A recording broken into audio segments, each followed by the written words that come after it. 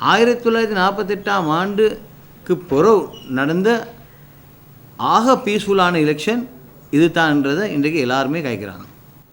இன்றைக்கு வந்திக்க foreign observers, UN observers எல்லாத்துலேயும் வாயில் வந்து இப்படி ஒரு தேர்தல் ஒரு சாக் ரீஜனில் நடக்கிறேன்னு சொன்னாலே ஒரு புதுனமாக தான் இருக்குது.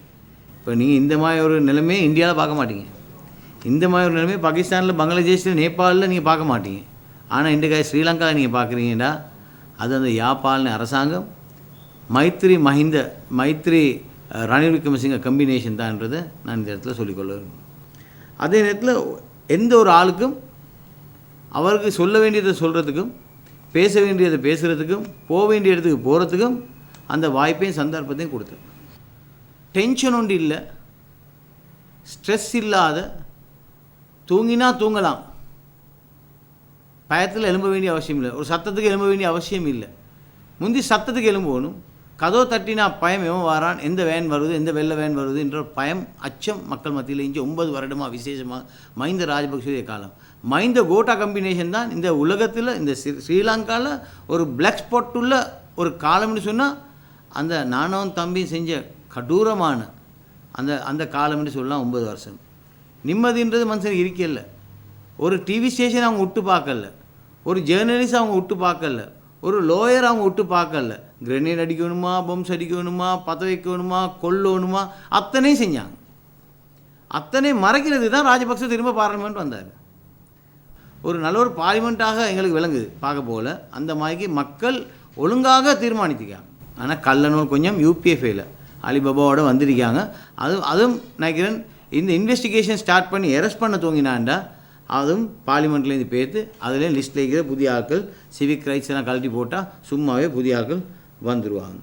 முழு உலகமும் இலங்கையில் இந்த மாற்றத்தை எதிர்பார்த்து கொண்டு ஜனவரி 8ஆம் தேதி பார்த்ததோடு அந்த பக்கம் திசை திருப்பின முழு உலகமும் இன்னமும் இலங்கைக்கு சப்போர்ட் பண்ணணும், இலங்கை இந்த பிரச்சனையிலும் வெளியே கொண்டாடணுன்ற எண்ணத்தோடு இருக்கிறாங்க.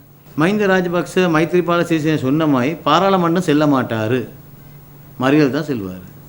இப்போ அவர் ஆர்டினரி சிட்டிசனாக மாறி இப்போ அவர் பாராளுமன்ற தேர்தல் கேட்டு இப்போ எம்பி ஆகிக்காரு. இப்போ அவருக்கு என்ன என்டைட்டில்மெண்ட்டோ அந்த என்டைட்டில்மெண்ட்டை தான் அரசாங்கம் கொடுக்கணும். இது தான் நாங்கள் செய்ய போகிறோம். யார் என்னத்தை சொன்னாலும் மஹிந்த ராஜபக்சே இப்போ ஒரு இண்டிவிஜுவல் ஒரு ஆள், முன்னாள் ஜனாதிபதி இல்லை.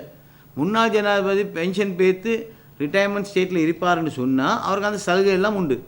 ஆனால் என்றைக்கு அவர் இந்த தேர்தலுக்கு வந்தாரோ அவர் ஆர்டினரி மற்ற மெம்பர்ஸ் ஆஃப் பார்லிமெண்ட் மாதிரி ஆகுறாரு. அப்போ அவருக்கு செக்யூரிட்டிக்காரன் 2 பேரா 4 பேரா அதுதான் அவருக்கு கிடைக்கணும். அந்த லெவலில் விட்டு அவர் அம்பாந்தோட சொல்லி கொழும்புல ஒரு கோட்டஸுன்னு கொடுக்கலும். எம்பிஸ் கோட்டஸ் இருக்குதானே, எம்பிஸ் மாதிவேல எம்பிஸ் கோட்டஸில் ஒரு வீடு கொடுத்தா மைந்தக்கு நல்லவன்னு தான் நினைக்கிறேன். உடனடியாக உள்ளூர் விசாரணை உண்டு, உடனே ஸ்டார்ட் பண்ணணும்னு சொல்லி அந்த உள்ளூர் விசாரணை உடனே ஸ்டார்ட் பண்ணி செப்டம்பர் ஆப்போவில் முழு உலகத்துடைய சப்போர்ட்டையும் இலங்கை எடுத்துக்கொண்டு அதுக்கு உள்ளூருக்குள்ளே வார ரிப்போர்ட்டை நாங்கள் சப்மிட் பண்ணி அதுக்கு உள்ளூருக்குள்ளாலே சென்டென்ஸ் கொடுக்க வேண்டியதை நாங்கள் செய்வோம். அது யாராக இருந்தாலும் கவலை, மஹிந்த ராஜபக்சே இருந்தாலும் கவலை, கோட்டாபய ராஜபக்சே இருந்தாலும் கவலை, யாராக இருந்தாலும் கவலை. அதே நேரத்தில் இந்த நாட்டுக்குள்ளே இவ்வளோ பிரச்சனை உண்டு பண்ணி இந்த தேர்தல் காலத்தில் இனவாதத்தை தூண்டி விட்டு இனவாதத்தை செய்ய வந்த கட்சி உண்டு. இன்றைக்கு எங்கே போச்சு? இனவாதத்துக்கு இடமே இல்லாமாக்கி இன்றைக்கி பெரும்பான்மையான மக்கள், சிங்கள மக்கள், நாங்கள் எந்த நேரமும் சொல்கிறேன்னா சாப்பிடலாம் உண்டுக்கு, பயணம் போயலாம் உண்டுக்கு, வியாபாரம் பண்ணலாம் உண்டுக்கு, எல்லாம் உண்டு. அவ்வளோக்கு ஒரு ஃப்ரெண்ட்லி கம்யூனிட்டி தான் இந்த மெஜாரிட்டி சிங்கள கம்யூனிட்டி. இந்த கம்யூனிட்டியை இன்றைக்கி இழுத்து போட பார்த்தாங்க, வேறு பிரச்சனையை போட்டு கம்யூனல் ரைட் ஒன்று இழுக்க பார்த்தாங்க, அழுக்காமையில் பிரச்சனை படுத்தினாங்க, பேர்வெல்ல பிரச்சனை படுத்தாங்க, பலாங்கோட்டில் பிரச்சனை எல்லாம் செஞ்சியும் கூட அவங்க அவ்வளோ பேரையும் சேர்த்தா 4000 ஓட்டு தான்.